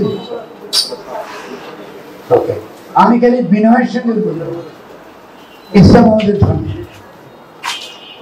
আমার ধর্ম, আমার হিন্দু ভাইরা আছে, হিন্দু বোনরা আছে, সনাতন ধর্ম আছে, ঠিক আছে? এবং আপনাদের এখানে ইস্কন মন্দির কটা আছে? অনেকগুলো আছে, আছে না? 2-3টা আছে। যত না সনাতন ধর্মের মানুষ তার থেকে বেশি ইস্কন মন্দির আছে। ইস্কন মন্দিরে চৈতন্য সম্পর্কে যে তত্ত্ব দেওয়া হয়, আপনি গিয়ে দেখছেন চৈতন্য গুলো বলে? চৈতন্য কোথাও কি বলছে যে মুসলমানদের ঘৃণা করতে হবে? বলছে কোথাও? জগন হরিদাসকে নিয়ে তিনি নাচেন। তাহলে প্রত্যেকটা ধর্ম আমাকে বুঝতে হবে, এবং ধর্মের নামে যেভাবে অন্য জাতির উপর অন্য ধর্মের উপর অত্যাচার হয় এটাও আমাদেরকে বুঝতে হবে। তেমনি আমাদেরকে একটা বড় দায় আমাদের, সেটা হলো যারা ইসলামের মর্মটা বাদ দিয়ে তারা খোলস নিয়ে লাফালাফি করে এবং করে ক্ষতি করে আমাদের দেশের সঙ্গে আমাদের সাবধান হতে হবে। সবাইকে ধন্যবাদ। আজকের শেষ প্রশ্ন, এখানে অনেকগুলো প্রশ্ন রয়েছে, আমরা একটাই এখানে গুরুত্বপূর্ণ প্রশ্নটি নিচ্ছি, আর বাদ বাকি প্রশ্নগুলো যেগুলো থেকে গেল আমরা মৌলানা ভাষী পাঠচক্রে এগুলো সবগুলো আলোচনা করবো আশা করি। শেষ প্রশ্ন হচ্ছে, ছাত্ররা সরকারকে ক্ষমতাচ্যুত করেছে, কিন্তু পূর্ণাঙ্গ ক্ষমতায় ছাত্ররা হাতে নিয়ে দেশকে কিভাবে সংস্কার করতে পারে? কারণ আমার আশঙ্কায় অন্যজন সঠিকভাবে পূরণ করবে না বা বুঝবে না।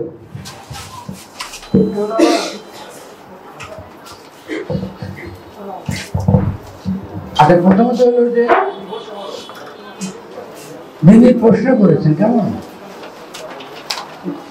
আচ্ছা আমার আকাঙ্ক্ষা অন্যজন বুঝবে না। জনগণ যদি জনগণের অভিপ্রায়ের কথা যদি বুঝি, তাহলে অন্যজনকে আমার আকাঙ্ক্ষা বোঝাতে হবে, ব্যক্তির আকাঙ্ক্ষা না। আমি যে রাষ্ট্রটা চাইতে পারি, আমার আকাঙ্ক্ষা থাকতে পারে না, কিন্তু সে আকাঙ্ক্ষা যদি সমষ্টির সঙ্গে না মিলে তাহলে সে সামষ্টিক আকাঙ্ক্ষা হবে না। এটা তো তখন রাষ্ট্রের আকাঙ্ক্ষা হবে না, ব্যক্তির আকাঙ্ক্ষা হবে। তাহলে প্রথম কাজটা হচ্ছে যে আমি ছাত্র হতে পারি, কিন্তু আমার আকাঙ্ক্ষাটা আমি সামষ্টিক আকাঙ্ক্ষায় কি করে রূপান্তরিত করব, কোথায় আমার ঘাটতি, কোথায় আমি অন্যের কাছ থেকে শিখবো, এটা খুব গুরুত্বপূর্ণ লাগে। আর দ্বিতীয়টা হচ্ছে সেই আমার আকাঙ্ক্ষা অন্যজন সঠিকভাবে পূরণ করবে না, তাহলে প্রত্যেকেই রাষ্ট্রপতি হতে হবে। আমার আগে যদি কেউ না বুঝে তাহলে আমাদের সকলে রাষ্ট্রপতি হতে হবে, এটা তো সম্ভব না, ঠিক না? তাহলে আমাদেরকে চিন্তা করতে হবে যেটাকে আমরা জনগণের অভিপ্রায়ের পরম অভিব্যক্তি, এই কথাটার মানে হচ্ছে সামষ্টিক ইচ্ছা। আমরা সকলে মিলে যে ইচ্ছাটা করি তার জন্য এই ধরনের আলোচনা খুব জরুরি। খেয়াল করেন, আমরা কিন্তু ধরে ধরে আলোচনা করছি, কেন করছি? কারণ তার ইচ্ছাটা আমি বুঝতে চাচ্ছি, তার যে চেতনা স্তর আমি বুঝতে, হয়তো অনেকের প্রশ্ন অনেকেই চেয়েছে, আমি শিখতেছি। এর মধ্য দিয়ে কিন্তু রাষ্ট্র গঠিত হচ্ছে। রাষ্ট্র কিন্তু আকাশে থাকে না, রাষ্ট্র এখানে থাকে, রাষ্ট্রের সঙ্গে এখানে আছে। এইটা যখন বুঝবো তখন আমরা কথাবার্তা আলাপ আলোচনার গুরুত্বপূর্ণ। আমরা যখন বন্ধুদের সাথে তর্ক করি, কোথাও আলোচনা করি, কথা করে বিরক্ত হই না? বন্ধুগুলো একটু বেশি বুঝেছিল, আলোচনা বন্ধ না এটা করবো। যখন আমরা শিখবো অন্যের চিন্তাটার মধ্যে কিছু তাৎপর্য থাকতে পারে, হয়তো সেই কথাটা পরিষ্কার নাও বুঝতে পারে, ত্রুটি ধারণ করে ওকে বোঝার চেষ্টা করি। ওর জীবনের উপলব্ধি থেকে, ওর জীবনের অভিজ্ঞতা থেকে সেই যে কথাটা যখন বলছে, সেই কথাটা যখন আমরা ধারণ করতে পারি, সেই কথাটাকে ভিত্তি করে আমরা যখন সামষ্টিক অভিপ্রায়টা তৈরি করতে পারবো, তখনই আমরা একটা শক্তিশালী বাংলাদেশ গঠন করতে পারবো।